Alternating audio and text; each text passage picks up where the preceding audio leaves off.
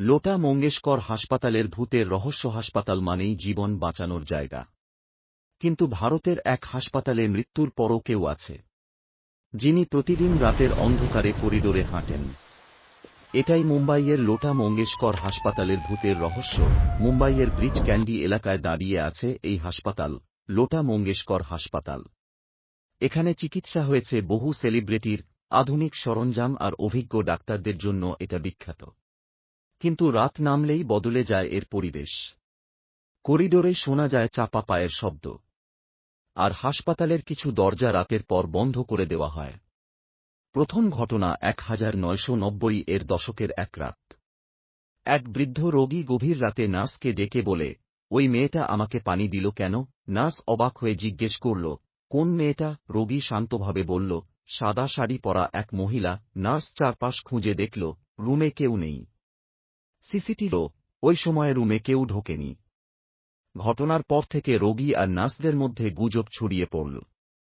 রাতে কেউ বলে তিনি চুপচাপ অপারেশন থিয়েটারের সামনে দাঁড়িয়ে থাকেন।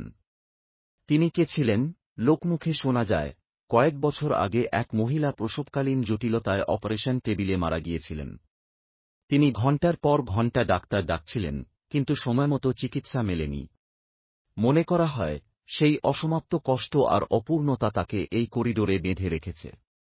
এক ডাক্তার বলেন, ভোর 3টায় তিনি লিফটে উঠলেন। ভেতরে সাদা শাড়ি পরা এক মহিলা দাঁড়িয়ে। নিচে নামার পর দরজা খুলতেই দেখেন, তিনি নেই। সিসিটিভি ফুটেজে দেখা গেল, লিফটে ওই সময় কেউ ওঠেনি।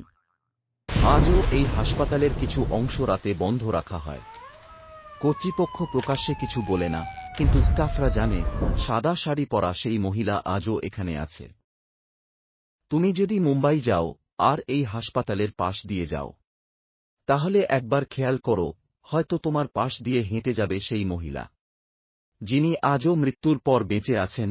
আলোর মধ্যে হাসপাতাল, তারপর ধীরে ধীরে ফাঁকা করিডোর, দূরে দাঁড়িয়ে সাদা পোশাকের ছায়া।